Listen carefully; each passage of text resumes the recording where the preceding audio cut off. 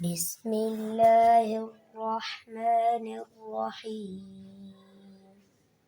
الرحمن علم القرآن خلق الإنسان علمه البيان. الشمس والقمر بحسبان والنجم والشجر يسجدان. والسماء رفعها ووضع الميزان ألا تطغوا في الميزان وأقيموا الوزن بالقسط ولا تخسروا الميزان. والأرض وضعها للأنام فيها فاكهة والنخل ذات الأكمام والحب ذو العصف والريحان. فبأي آلاء ربكما تكذبان؟ خلق الإنسان من صلصال كالفخار وخلق الجان من مارج من نار. فبأي آلاء ربكما تكذبان؟ رب المشرقين ورب المغربين. فبأي آلاء ربكما تكذبان؟ مرج البحرين يلتقيان بينهما برزخ لا يبغيان. فبأي آلاء ربكما تكذبان؟ يخرج منهما اللؤلؤ والمرجان. فبأي آلاء ربكما تكذبان؟ وله الجوار المنشآت في البحر كالأعلام. فبأي آلاء ربكما تكذبان؟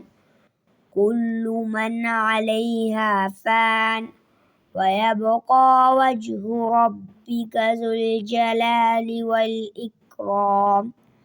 فبأي آلاء ربكما تكذبان؟ يسأله من في السماوات والأرض كل يوم هو في شأن. فبأي آلاء ربكما تكذبان؟ سنفرغ أيها الثقلان.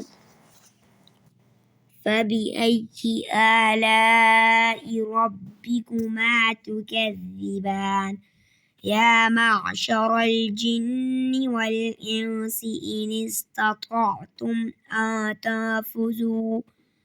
أن تنفذوا من أقطار السماوات والأرض فانفذوا لا تنفذون إلا بسلطان.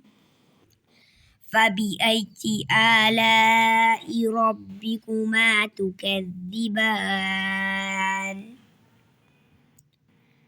يرسل عليكما شواظ من نار ونحاس فلا تنتصران. فبأي آلاء ربكما تكذبان؟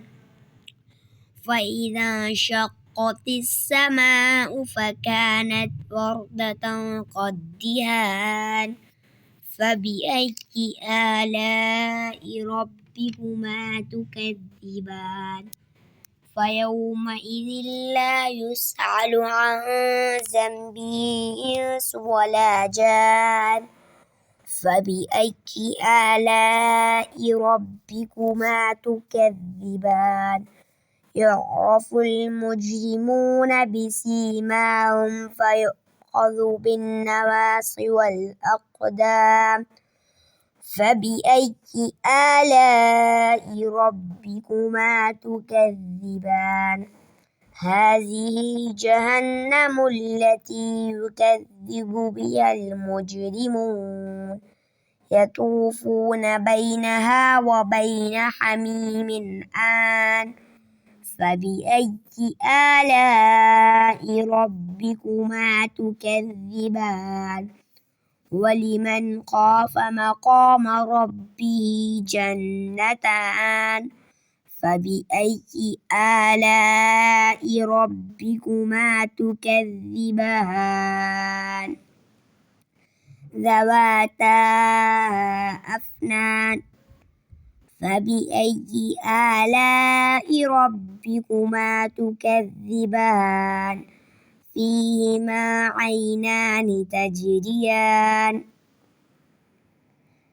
فبأي آلاء ربكما تكذبان فيهما من كل فاكهة زوجان فبأي آلاء ربكما تكذبان متكئين على فرش بطائنها من استبرق وجنى الجنتين دان فبأي آلاء ربكما تكذبان فيهن قاصرات الطرف لم يطمثهن إنس قبلهم ولا جان فبأي آلاء ربكما تكذبان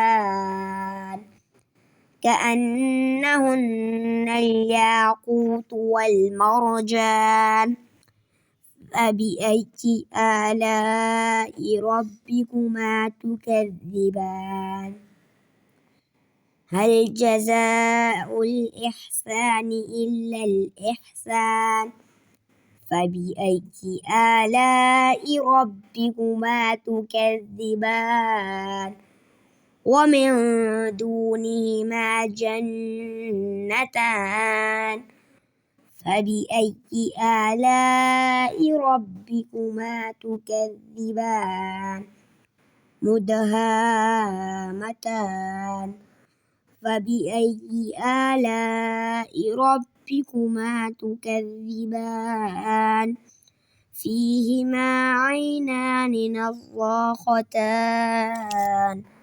فبأي آلاء ربكما تكذبان فيهما فاكهة والنخل والرمان فبأي آلاء ربكما تكذبان فيهن خيرات إحسان فبأي آلاء ربكما تكذبان حور مقصورات في الخيام فبأي آلاء ربكما تكذبان لم يطمثهن إنس قبلهم ولا جان فبأي آلاء ربكما تكذبان متكئين على رفرف